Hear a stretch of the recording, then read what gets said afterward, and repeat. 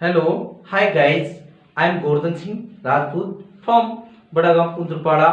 मैं आपको कक्षा 10 के कुछ इम्पोर्टेंट क्वेश्चन बताने जा रहा हूं। इन्हें आप परीक्षा की दृष्टि से ध्यान से देखिए। आपके हम 20 नंबर क्लियर कराने वाले हैं। 20 मार्क्स आपके क्लियर होते हैं तो एग्जाम में आपको एक बड़ी सफलता मिलती है। कहते हैं परिंदों को कब तालीम दी जाती है उड़ानों की, वे खुद ही जान जाते हैं बुलंदी आसमानों की। तो हम आपको उसी तरीके के टॉपिक की ओर ले जाते हैं और क्वेश्चन नंबर जो 3 से स्टार्ट होता है अपना शॉर्ट कंपोजिशन का, वहां से हम आपको बतलाते हैं। आपके शॉर्ट कंपोजिशन का है जो स्टार्ट होता है, पहला जो तीसरा प्रश्न होता है, choose correct form of the verb. Choose correct form of the verb.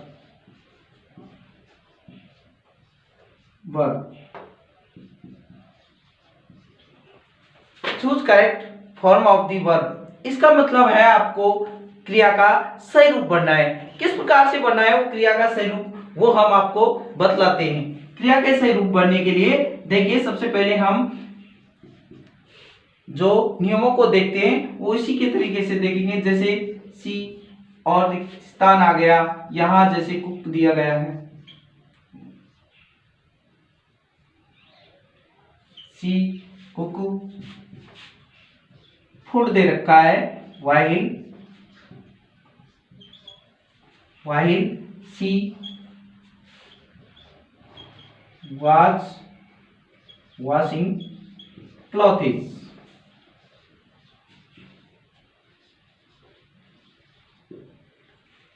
देखिए, cook food while she was, इस तरीके का जो वाक्य आएगा उसमें अपन को यदि वाक्य के बीच में वाहिल मिलता है, क्या मिलता है? वाहिल। तो वाहिल के दोनों ओर, फर्स्ट तरफ भी और सेकंड तरफ भी, दोनों ओर अपन को क्या लगाना है? Was verb plus main verb की फर्स्ट फॉर्म में आईएनजी आना चाहिए। Was verb plus main verb की फर्स्ट फॉर्म में आईएनजी आएगा। तो हम इधर देखते हैं, इधर हमको मिल रहा है वाज प्लस वॉशिंग, यानी कि was plus washing main verb की फर्स्ट फॉर्म में आईएनजी लगा हुआ है। तो हम वाहिल के दूसरी तरफ भी क्या लगा देंगे? Was verb plus main verb की फर्स्ट फॉर्म में आईएनजी लगा देंगे। तो सी यहां पर सिंगुलर सब्जेक्ट कहलाता है। सी यहां पर क्या कहलाता है? सिंगुलर सब्जेक्ट कहलाता है। और सिंगुलर सब्जेक्ट जब कहलाता है तो वाज, हम हेल्पिंग वर्ब वाज को यूज करते हैं और प्लस मेन वर्ब की फर्स्ट फॉर्म में आईएनजी लगा देते हैं। मेन वर्ब की फर्स्ट फॉर्म में हमने क्या लगा दिया? आईएनजी लगा दिया। अब किस प्रकार से? वाज कुकिंग, इस तरफ वाइल था तो वाज वॉशिंग था, इस तरफ वाज कुकिंग हो जाएगा। ये आपका हो जाएगा क्वेश्चन नंबर 2। क्वेश्चन नंबर 2 हम जो choose the correct form of the word she, verb से देखते हैं और इसके जो नियम है कि सी वाज कुकू, सी प्ले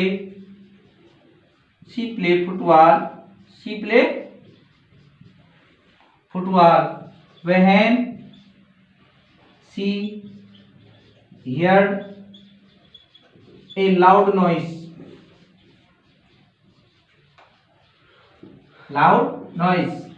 देखते हैं हम कि ये वाक्य है। वाक्य में क्या आया? यहां पर वहन दिया गया है और वहन दिया गया है तो वहन का नियम कहलाता है कि वहन कहे मैं बाजवर लाऊं। वहन क्या कहता है? कि मैं बाजवर लाऊं, संग में आईएनजी बिठाऊं, संग में आईएनजी बिठाऊं। दूसरी तरफ मैं किसको लाऊं?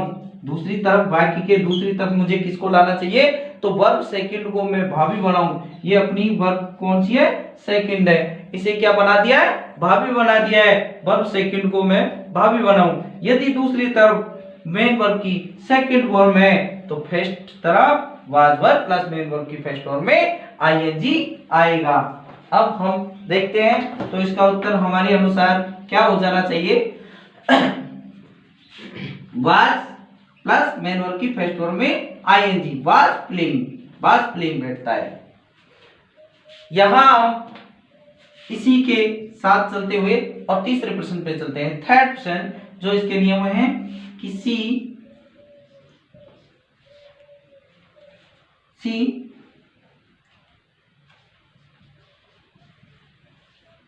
Take tea every day, every day, every day, every week, every month. Every से संबंधित कोई सा भी वाक्य यदि आता है, एवरी से संबंधित जिस प्रकार से कि every day, every week, every month, every year, या सेल्डम हो, स्केरली हो, हार्डली हो, इन शब्दों के साथ में प्रेजेंट इंडेफिनिट टेंस का प्रयोग किया जाता है, जहां पर मेन वर्ब की फर्स्ट फॉर्म में एक वचनकर्ता के साथ एस या एस का प्रयोग करते हैं। तो हमारे अनुसार यहां सी एक वचनकर्ता बैठता है और एक वचनकर्ता होने के नाते मेन वर्ब की जो फर्स्ट फॉर्म है उसमें हम एस या एस का प्रयोग करते हैं। हाँ, तो इसके अंत में आता है ई जिसके अंत में आता है एस लगेगा। ई एस लगाने के लिए हमें एस एच जिस मुख्य क्रिया के अंत में एस एच एक्स ओ ओ एक्स जेड डबल जेड हो तो वहां पर ई एस लगाया जाता है। यहां पर ऑलरेडी ई है इसलिए एस लगाया गया है। क्वेश्चन नंबर 4 पे जाते हैं हम, चौथा जो इसी से है।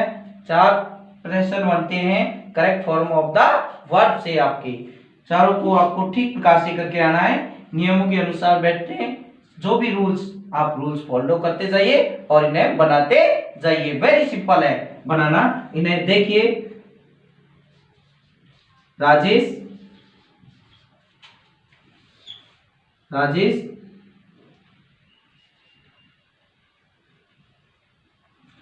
Rajesh lost his ball last year। Rajesh lost his ball last year. यहां लास्ट से संबंधित last day, last week, last month, last year, ये पास्ट इंडेफिनिट टेंस को दर्शाता है, जिसमें पास्ट इंडेफिनिट का प्रयोग किया जाता है। पास्ट इंडेफिनिट में सकारात्मक वाक्यों में अपन मेन वर्ब की सेकंड फॉर्म को यूज करते हैं। तो कोष्टक में जो दी गई होती है वो हमेशा मेन वर्ब की फर्स्ट फॉर्म दी गई हुई होती है, उसे अपन को कौन सी फॉर्म में बदलना है? सेकंड फॉर्म में बदलना है। किस फॉर्म में बदलना है अपन को? सेकंड फॉर्म में बदलना है। तो लॉस का क्या हो जाएगा? लॉस्ट हो जाएगा। क्या हो जाएगा? Second form lost. हाँ जी, ये क्वेश्चन आपका कंप्लीट हो चुका है। अब हम क्वेश्चन नंबर 4 की तरफ बढ़ते हैं, आगे बढ़ते हैं, आगे देखते हैं इस तरीके से और प्रश्नों को सॉल्व करते जाते हैं आसानी से। Question number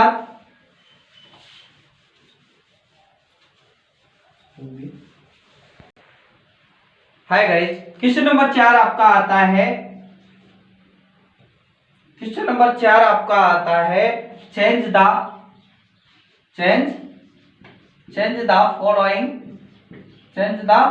following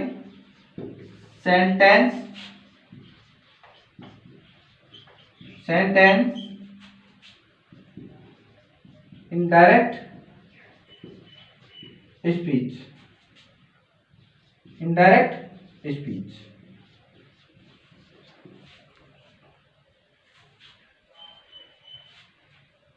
indirect speech.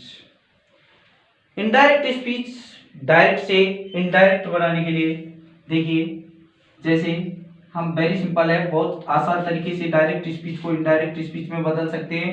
जैसे ही said टू मी, यहाँ इन्वर्टेड कोमा है, 66-99 से दर्शाएंगे। जैसे यू वर प्लेइंग क्रिकेट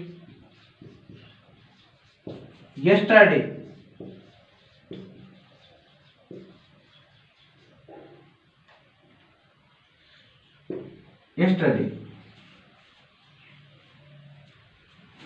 वाक्य को देखना है अपन को सबसे पहले कि वाक्य कौन सा है, कैसा है। वाक्य अपन को यहाँ अपन को सब्जेक्ट दर्शा रहा है, तो सब्जेक्ट से शुरू होने वाला वाक्य जो कर्ता से शुरू हो रहा है, सिंपल वाक्य है अपना, साधारण वाक्य है। साधारण वाक्यों को कैसे बनाते हैं अपन? तो इनडायरेक्ट स्पीच में लेते समय, इनडायरेक्ट स्पीच बनाते समय, देखिए इधर का जो पार्टिसिपल है ये भाग आपको रिपोर्टिंग वर्ब कहलाता है। क्या कहलाता है? रिपोर्टिंग वर्ब कहलाता है और ये रिपोर्टेड स्पीच कहलाता है। रिपोर्टेड स्पीच कहलाता है। अब ये भाग दोनों पार्टों को अपन जोड़ने के लिए क्या करेंगे? इधर देखिए वेरी सिंपल है। सबसे पहले अपन को रिपोर्टिंग वर्ब को क्लियर करना है। रिपोर्टिंग वर्ब को क्लियर करने का आसान तरीका है, जब साधारण वाक्य है तो ही को ही, सेड टू को अपन किस में बदल रहे हैं? टोल्ड में। किस में बदल रहे हैं? सेड टू को टोल्ड में बदल रहे हैं। टोल्ड में बदल देते हैं और मी का मी। बस यहाँ पर केवल इतना सा परिवर्तन होता है, अपन सेड टू को टोल्ड में चेंज करना है। दोनों वाक्यों को मिलाने के लिए, जोड़ने के लिए, दोनों वाक्यों का कंबाइन करने के लिए अपन दैट का प्रयोग कर देते हैं। किसका प्रयोग कर देते हैं? दैट का प्रयोग कर देते हैं। That you. अब देखते हैं कौन सा पर्सन है? सेकंड पर्सन है। सेकंड पर्सन है तो हम एक फार्मूला यूज करते हैं, उस फार्मूला को यहाँ लिखते हैं और बताते हैं SON बटा 123। SON बटा 123 का मतलब होता है यदि हमको फर्स्ट पर्सन चेंज करना है तो रिपोर्टिंग वर्ब के सब्जेक्ट के अनुसार चेंज होगा। यदि अपन को सेकंड पर्सन चेंज करना है तो ऑब्जेक्ट, रिपोर्टिंग वर्ब के ऑब्जेक्ट के अनुसार। थर्ड पर्सन करना है तो नो चेंज। फर्स्ट पर्सन अपना रिपोर्टिंग वर्ब के अनुसार, सब्जेक्ट के अनुसार, तो रिपोर्टिंग वर्ब का सब्जेक्ट होता है इसमें ही और रिपोर्टिंग वर्ब का ऑब्जेक्ट सेकंड पर्सन के अनुसार मी होता है। थर्ड पर्सन नो चेंज होते हैं। फर्स्ट पर्सन में आई और बी आते हैं, सेकंड पर्सन में यू आता है, वह थर्ड पर्सन में इसी नेम आते हैं। यहां अपना यू सेकंड पर्सन है, सेकंड पर्सन ऑब्जेक्ट के अनुसार चेंज होता है। ऑब्जेक्ट में अपन को यहाँ मी मिलता है। क्या मिलता है? मी मिलता है। मी सब्जेक्ट के स्थान पर सब्जेक्ट दर्शाना होता है तो मी का सब्जेक्ट यहाँ आई बनता है। क्या बनता है? आई बनता है। बाद वर्ग को हम चेंज कर रहे हैं हेल्पिंग वर्ब क्रिया संबंधी परिवर्तन, और बाद वर्ग को चेंज करते हैं अपन हैड बीन में। किसमें चेंज करते हैं? हैड बीन में। Had been playing cricket, CRICKET cricket, और दूरी बटा समय, जो परिवर्तन तीसरा परिवर्तन इसका कहलाता है दूरी बटा समय कहलाता है। जिस प्रकार से यहाँ मिला अपन को यस्टरडे, यस्टरडे को अपन चेंज कर रहे हैं द प्रीवियस डे में। किसमें चेंज कर रहे हैं? The previous day. यस्टरडे का प्रीवियस डे हो जाए। ये अपना वाक्य सिंपल तरीके से पूरा क्लियर हुआ। आप आसान तरीके से समझ सकते हो। जैसे दूसरा वाक्य दिया गया है, Ram said to me,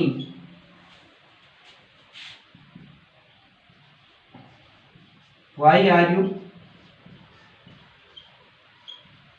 cutting, why are you cutting these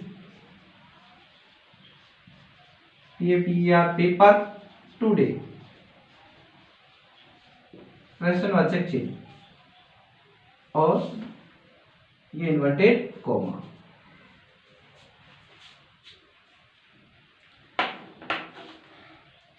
जो वाक्य इन्वर्टेड कोमा के अंदर बंद होता है, 66-99 के अंदर बंद होता है, वो अपना वो भाग रिपोर्टेड स्पीच कहलाता है। रिपोर्टेड स्पीच कहलाता है। जो इन्वर्टेड कोमा से बाहर होता है वो रिपोर्टिंग वर्ब कहलाता है। क्या कहलाता है? रिपोर्टिंग वर्ब कहलाता है। तो इसके लिए अपन इनडायरेक्ट स्पीच बनाते समय सबसे पहले रिपोर्टिंग वर्ब को क्लियर कर लेते हैं। रिपोर्टिंग वर्ब को क्लियर करने के लिए अपन को वाक्य को देखना पड़ेगा कि अपना रिपोर्टेड स्पीच का वाक्य कैसा है। तो यहाँ पर क्वेश्चन मार्क लगा हुआ है, क्वेश्चन मार्क लगा हुआ है सीधा सा, और क्वेश्चन मार्क से हम समझ जाएंगे जिसमें क्वेश्चन मार्क लगा हुआ है वो प्रश्नात्मक इंट्रोगेटिव सेंटेंस है। इंट्रोगेटिव सेंटेंस में हम सेड टू को किसमें चेंज करते हैं? आस्क्ड में। तो राम का राम हो जाएगा रिपोर्टिंग वर्ब में, और सेड टू का क्या हो जाएगा? आस्क्ड। सेड टू का क्या हो जाएगा? आस्क्ड। और मी का मी। अब इन दोनों वाक्यों को जोड़ने के लिए हम किस चीज का प्रयोग करते हैं? यदि WH वर्ड से शुरू है वाक्य तो WH वर्डों से जोड़ते हैं।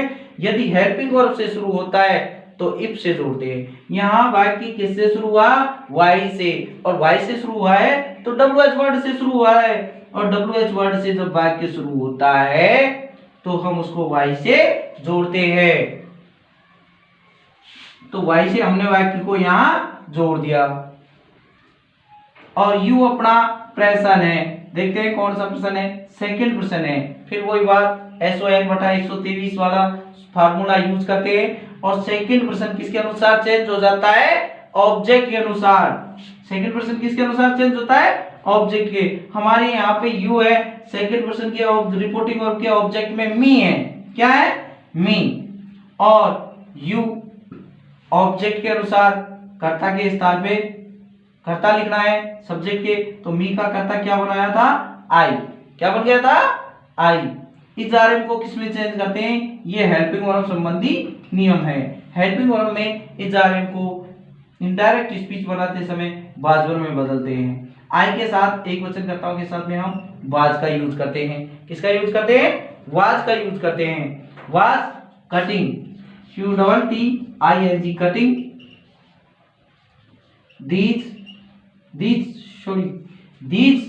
दिस दूरी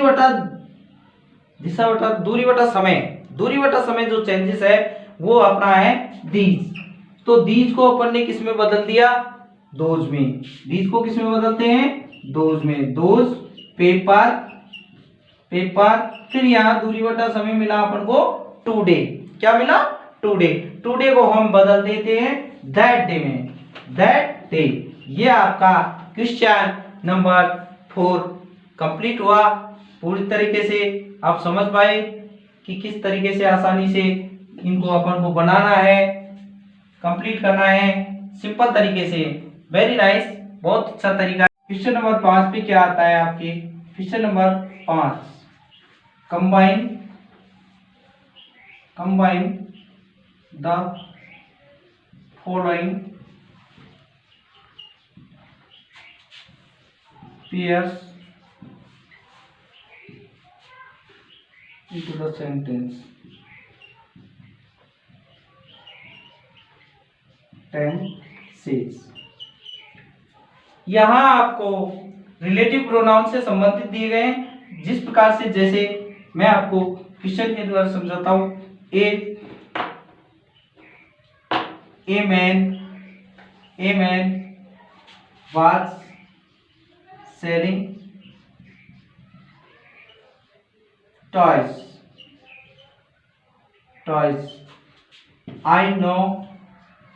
I know him।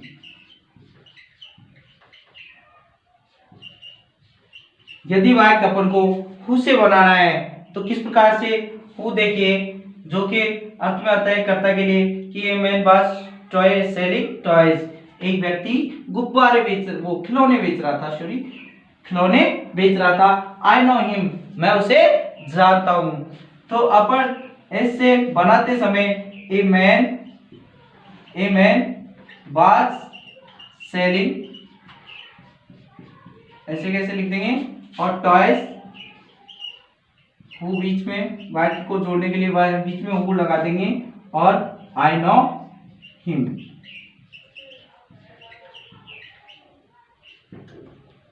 I know him को हटा देंगे, आई नो हु जो कि मैं जानता हूं। ए मैन, ये हिम उसके लिए होगा। I know, a man was selling toys who I know. Question number 2, this is the palace,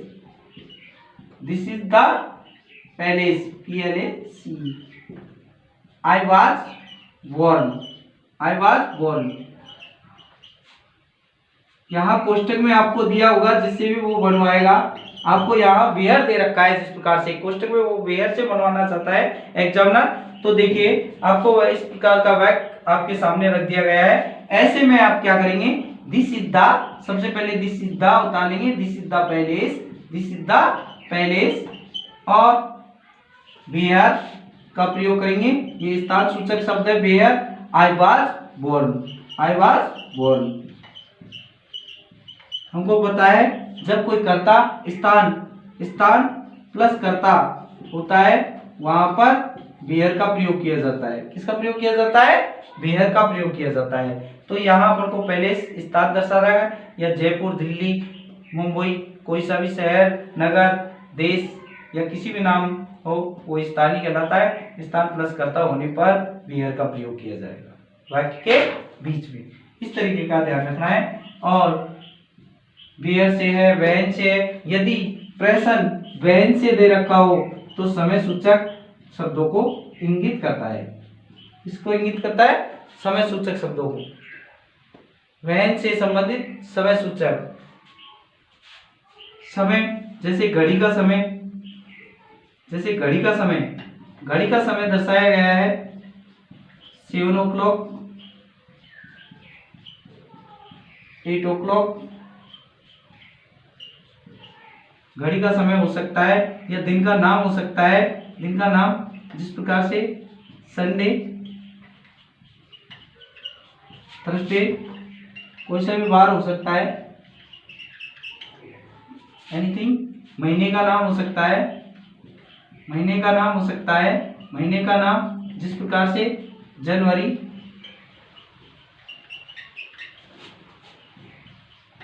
सितंबर,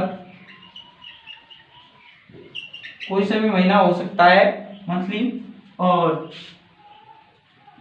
जिस प्रकार सुबह का समय मॉर्निंग, मॉर्निंग, इवनिंग, कोई सा भी समय हो सकता है, सनराइज, सनसेट, सनसेट। ये सारा समय वहन को दर्शाता है। किसको दर्शाता है? वहन को दर्शाता है। यदि वाक्य में ये समय दे रखा हो वहां पर वहन से वाक्य को बनवाएगा। वहन वाक्य के बीच में आपको क्या लगाना है? वहन लगाना है, वहन से वाक्य। और इन समय सूचक शब्दों को क्या कर देते हैं? हटा देते हैं। नेक्स्ट अगले क्वेश्चन की तरफ बढ़ते हैं। क्वेश्चन नंबर 6 की तरफ बढ़ते हैं। इसमें change the, question number 6 change the following, change the following sentences into passive voice। Passive voice, passive voice क्या चीज होती है? एक्टिव से हमको पैसिव बनाना होता है। एक्टिव का मीन्स होता है सक्रिय होना और पैसिव का अर्थ होता है निष्क्रिय होना। हमको सक्रिय से उस स्थिति को पैसिव में बदलना है। कैसे बदलते हैं? जिस प्रकार से सेंटेंस, जिस प्रकार से ये सेंटेंस है एक्टिव वॉइस दिया गया है, he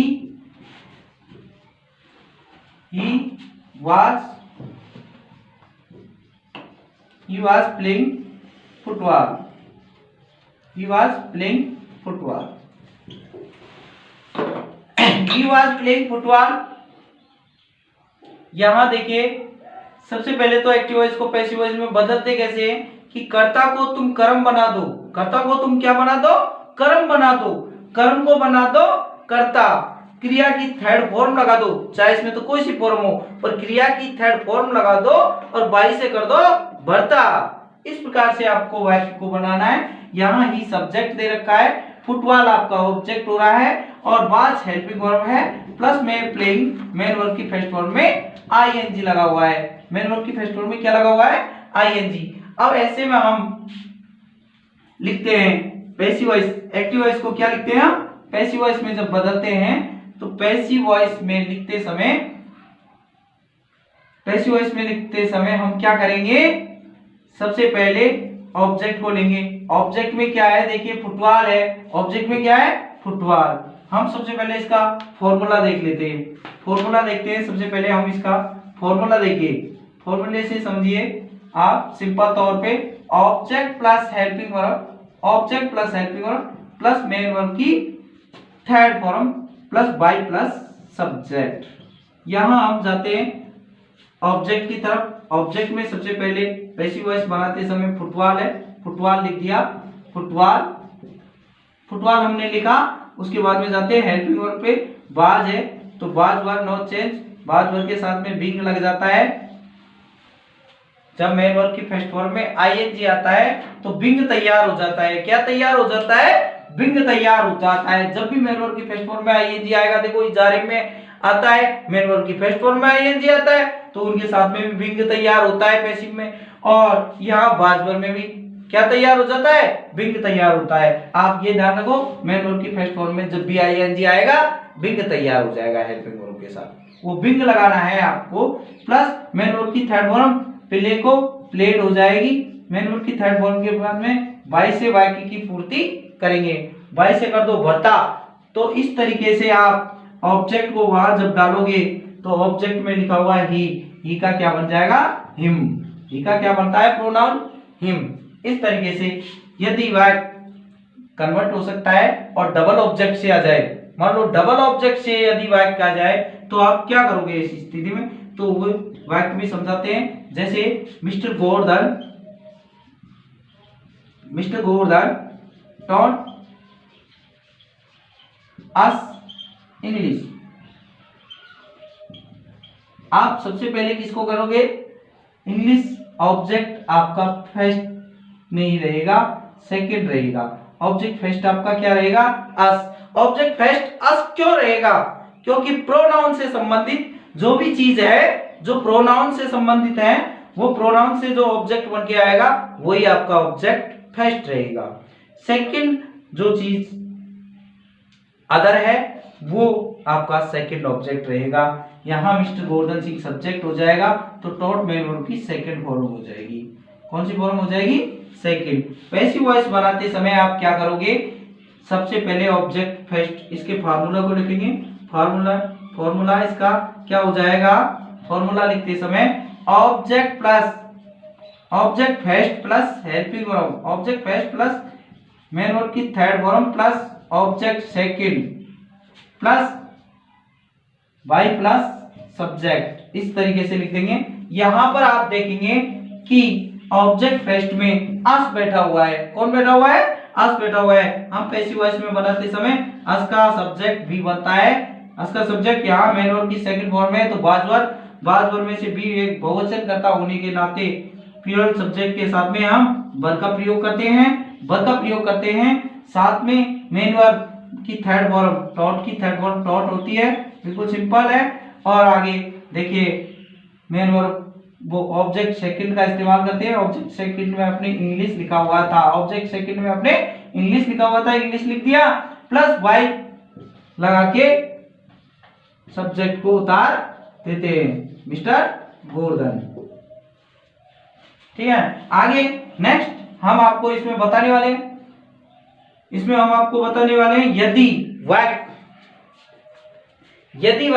वर्ब की फर्स्ट फॉर्म से शुरू हो जाए तो किस प्रकार से बनाने हैं? वर्ब की फर्स्ट फॉर्म से आ जाए तो किस प्रकार से बनाने हैं? वाक्य चेंजेस हो जाएगा और आपका वाक्य वर्ब की फर्स्ट फॉर्म से बनाएगा। फर्स्ट फॉर्म से कैसे बनेगा? इसके लिए उनको बोलते हैं दो तरीके से वाक्य होते हैं। पहला वाक्य होता है डॉट वाला और दूसरा होता है डॉट वाले और वे वर्ब की फर्स्ट फॉर्म वाले। वर्ब की फर्स्ट फॉर्म वाले दो वाक्य होते हैं। पहला वाक्य होता है डोंट वाले भी सिखाएंगे हम आपको और वर्ब की फर्स्ट फॉर्म वाले भी सिखाएंगे कि एक्टिव से पैसिव में डोंट वाले कैसे बनाते हैं और वर्ब की फर्स्ट फॉर्म वाले कैसे बनाते हैं। यदि देखिए इसके लिए हम आपको दो बताते हैं। वर्ब की फर्स्ट फॉर्म वाले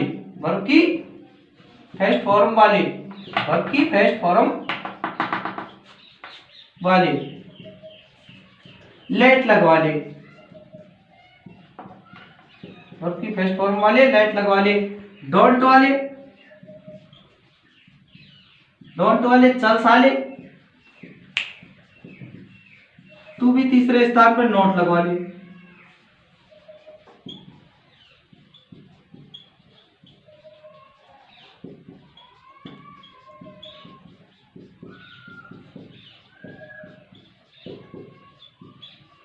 हाँ, वर्ब की फर्स्ट फॉर्म वाले लेट लगवा ले। वर्ब की फर्स्ट फॉर्म वाले से तो हम कहेंगे कि तू लेट लगवा ले। क्या लगवा ले? लेट लगवा ले। और डोंट वाले से कहेंगे चल साले, उससे कहेंगे चल साले, क्योंकि तू भी तीसरे स्थान पे क्या कर लेना, नोट लगवा लेना, तू भी तीसरे स्थान पे जाके नोट लगवा लेना। तो हमें याद रहेगा कि हमारे तीसरे स्थान पर डोंट में कि नोट लगता है, इस बात का आप ध्यान रखेंगे। और लेट से पहले वाक्य, तो हम सबसे पहले लेट वाले वाक्य बनाते हैं। जिस प्रकार से लेट वाले वाक्य आपको समझाते हैं। लेट वाले वाक्य कैसे बनते हैं, वर्ब की फर्स्ट फॉर्म से, वर्ब की फर्स्ट फॉर्म से, किससे, वर्ब की फर्स्ट फॉर्म से शुरू होते हैं। वर्ब की फर्स्ट फॉर्म से जो शुरू होंगे वो लेट से ही संबंधित है। अर्थात ऐसा भी कह सकते हैं कि जो वर्ब की फर्स्ट फॉर्म से शुरू होते हैं वो लेट से ही स्टार्ट होते हैं। किससे स्टार्ट होते हैं, लेट से स्टार्ट होते हैं। जिस प्रकार से एक्टिव वॉइस बनाते समय हमने लिखा open the door, open the door, ये अपना ओपन मेन वर्ब की फर्स्ट फॉर्म से शुरू है वाक्य, प्लस द डोर सब्जेक्ट है। हम इसका फॉर्मूला डाल देते हैं, यहाँ फॉर्मूले में लिखते हैं कि object go sorry let plus subject plus V plus main verb go, V plus main verb की थर्ड फॉर्म, वाक्य अपना पूरा हो जाता है। प्लस कोई अदर वर्ड हो तो लिख देते हैं। यहां देखते हैं पैसिव वॉइस में, जैसे लेट द डोर और बी लगा के क्या लिख दिया, मेन वर्ब की थर्ड फॉर्म ओपन। क्लियर। इस प्रकार से ये आपको समझाने के लिए है कि लेट यहां लगा हुआ है, द डोर को अपन ने सब्जेक्ट को लेट बी में बंद किया है। किस में बंद किया है, लेट बी में अपन ने सब्जेक्ट को बंद किया है, प्लस मेन वर्ब की थर्ड फॉर्म लिखनी है। इस तरीके से लेट वाले वाक्य होंगे। इसी के साथ में हम आपको डोंट वाले भी बताते हैं कि डोंट वाले आपको किस प्रकार से बनाने हैं। जैसे यहां लिखा हुआ है active voice don't touch me, don't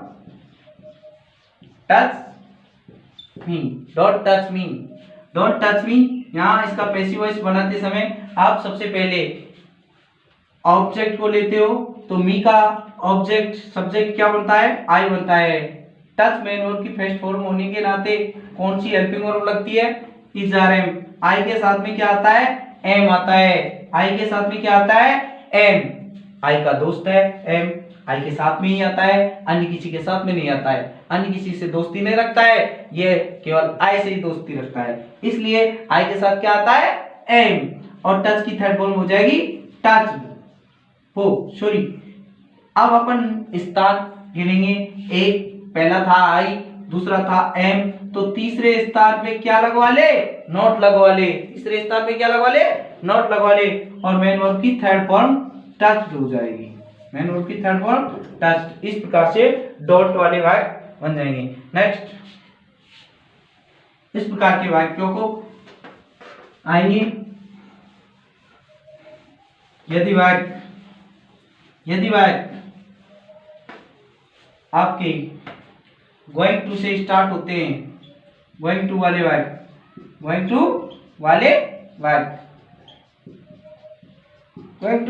कहते हैं, तो गोइंग टू वाले वाक्यों के लिए कहा गया है कि हमारा दुआ बतलाता है हमें उस तरीके से चलना है कि गोइंग टू वाले वाक्य के लिए हमारा दुआ क्या हो जाएगा कि आईएनजी ने किया बिंग तैयार, आईएनजी ने किया बिंग तैयार किया है। आईएनजी ने किया बिंग तैयार। और गोइंग टू को हो गया बी से प्यार, गोइंग टू को हो गया बी से प्यार।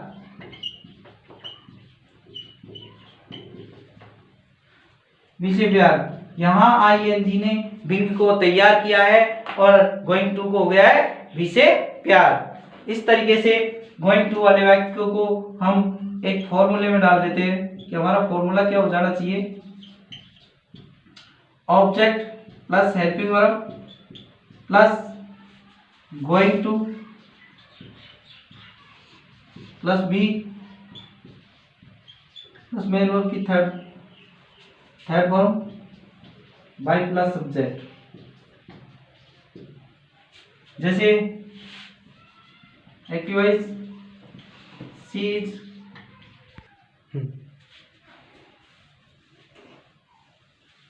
तो देखते हैं see active voice, she is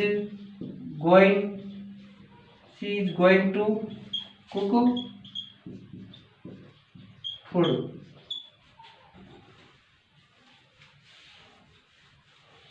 यहाँ पैसिव वॉइस बनाते समय देखिए सबसे पहले अपन किसको लेते हैं, ऑब्जेक्ट को, फूड प्लस हेल्पिंग वर्ब क्या है इसमें, इज, क्या है, इज। ऐसी स्थिति में बिंग नहीं लगता जब मेन वर्ब की फर्स्ट फॉर्म दे रखी हो कुक के बाद में, तो हम इज का इज ही रखेंगे और गोइंग टू क्या करेंगे, गोइंग टू, और गोइंग टू के साथ में बी लगा देंगे। क्या लगा देंगे, बी, क्योंकि इज के साथ में मेन वर्ब की फर्स्ट फॉर्म में आईएनजी नहीं है, कुक में कुक किया है, और गोइंग टू वाला वाक्य है, इसलिए इसका इज रखेंगे और going to be, going to be, be लगा देंगे साथ में, गोइंग टू बी, बी से गोइंग टू को हो गया बी से प्यार, तो क्या लगाएंगे अपन, बी लगाएंगे, बी, गोइंग टू बी, और मेन वर्ब की थर्ड फॉर्म कुक की क्या हो जाएगी, कुकड बाई, सी का क्या बनता है, हार्थ, सी का क्या बनता है, हार्थ। तो इस प्रकार से एक्टिव से पैसिव होंगे। यदि पैसिव में आपसे ऑप्शन में डाल दिया जाएगा, अधिकतर तो ऑप्शन में होगा, जिस प्रकार से ए बी सी डी, तो आपको एक करेक्ट आंसर चुनना होगा। देखिए किस क्वेश्चन जिस प्रकार से कि she A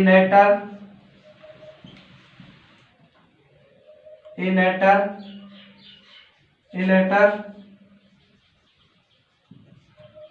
right by from yesterday,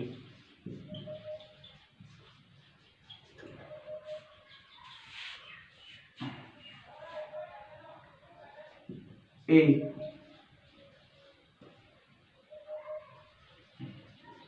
was writing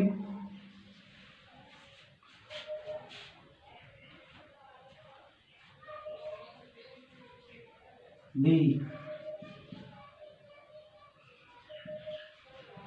wrote C has written, has right, has written, और D was written।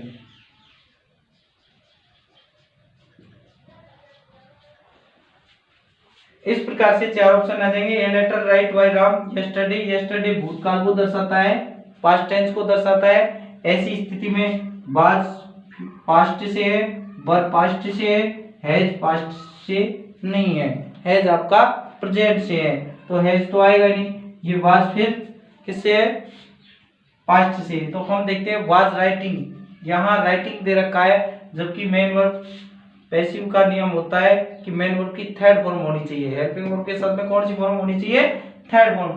तो वाज राइटिंग नहीं आ सकता, वर रोट सेकंड फॉर्म में, तो ये नहीं आ सकती।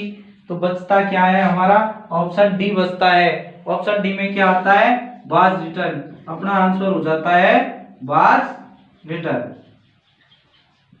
वाज रिटन अपना क्या हो जाता है, ऑप्शन हो जाता है। ऐसी स्थिति में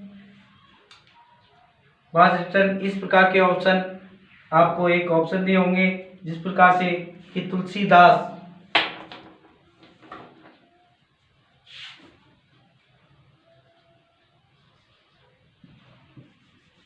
वो the Ramayan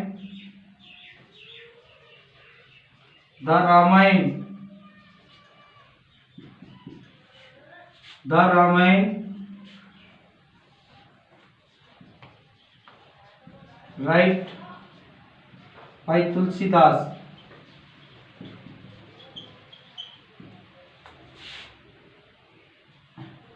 A will right,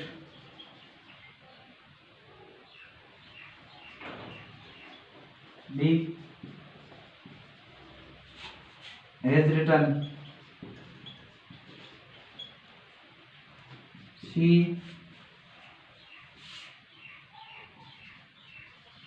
was written और D R wrote। देखते हैं कि तुलसीदास ने रामायण को प्रेजेंट टाइम में लिखा या पास्ट में लिखा है या फ्यूचर में। तुलसीदास का रामायण अपनी लिखी गई है जो पास्ट में लिखी गई है। विल यहाँ फ्यूचर का संकेत करता है तो नहीं बैठता है। हैज यहाँ प्रेजेंट का संकेत करता है, नहीं आता है। अब रहा आर यहाँ प्रेजेंट का संकेत करता है, नहीं बैठता है। बचा है आपका क्या, सी। तो सीधा सा सिंपल सा आपका आंसर हो जाएगा सी, और सी में लिख देंगे आप वाज रिटर्न, वाज रिटर्न।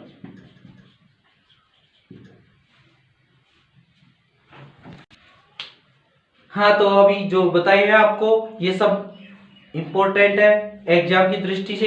इन्हें एक बार जरूर देख लें, अपने दोस्तों में शेयर करें, लाइक करें, कमेंट करें और बेल आइकन पर प्रेस करें ताकि नोटिफिकेशन हो सके आपके पास में नेक्स्ट वीडियो का। तो इसका आप ध्यान रखें।